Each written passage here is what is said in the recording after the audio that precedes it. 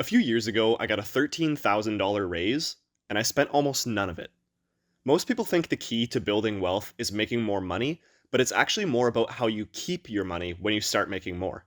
Now, a disclaimer as usual, I'm not a financial advisor, so this is not financial advice. This is purely for educational purposes. So, coming out of university, I got my first full time job, and I was making decent money, especially for my age.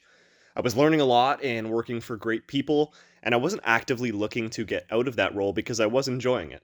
But just under a couple of years into that first full time job, I had a connection reach out to me and ask if I would be interested in working for a different company. So he told me about the company, all about what they did.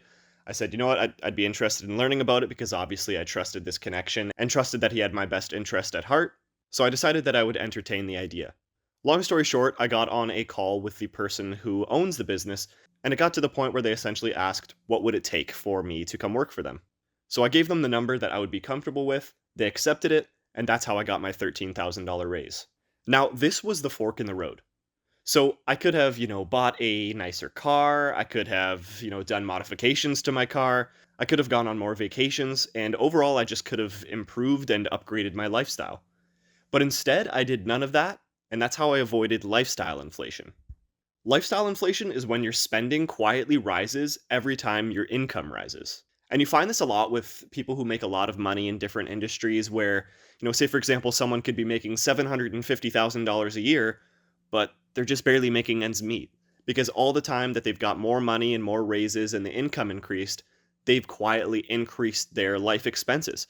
A new car, a new house, all these different upgrades to their life, and it quietly rises and they realize that the gap between what they make and what they save is not that much.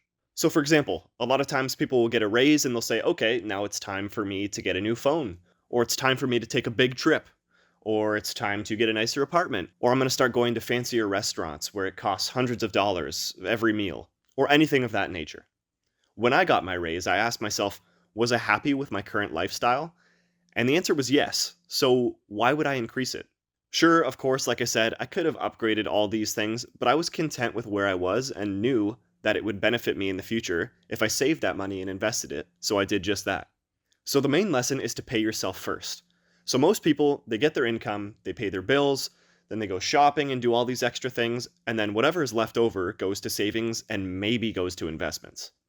Of course, you obviously have to pay your bills, but before spending money on new clothes or anything of that sort, you should pay yourself first. So let's look at an example.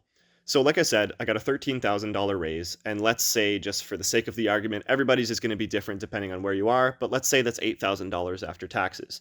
Taxes are quite high in Canada, so this example may be different for you depending on where you're watching from, but let's just look at this example. So instead of spending it, I invested it. So, if I, at the age of about 23, because I think that's the age that I was when I got this raise or this new role, if at that age I invested $8,000 per year, which is about $667 per month, let's take a look at what that would be. So, from the age of 23 to 65, which is the average age of retirement, that's 42 years. Let's say the money gets put into the S&P 500, which has a historical average return of 10%. At $667 monthly, by the time of retirement, I would have around $4.5 million. And it's important to note that this is just from investing what I got in the raise. This isn't considering the other money that I'm investing through my normal income that I was making before even getting the raise or getting the new job. This is solely just from investing the hypothetical after tax from that $13,000 raise into the market. And this is why it's a no-brainer to me. Would I rather, spend this $13,000 a year or again after tax around $8,000 a year on, temporary things like I said, new clothes, or I could have gotten a new phone or a better phone plan, anything of that nature? Or would I like to put it in the market, keep the same lifestyle I have where I was content with everything, and then by the age of retirement, have around $4.5 million just from this? Again, that doesn't include anything else, any of my other investments that I'm making on my, standard income that I was making before the raise or before the new job. It doesn't consider any of that. This is solely just from investing that raise.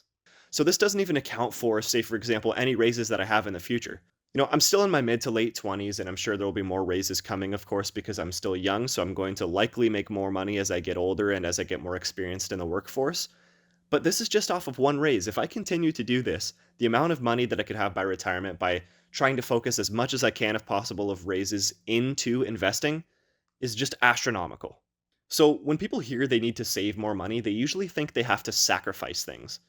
But I didn't. I just avoided increasing my lifestyle, and it's going to pay me back in millions of dollars, literally millions of dollars. So every raise is either a chance to build wealth or build a more expensive lifestyle, and I chose to build wealth on this raise. I'm not saying you should never enjoy a raise. If you've been living paycheck to paycheck, using some of it to increase your quality of life can obviously be completely reasonable.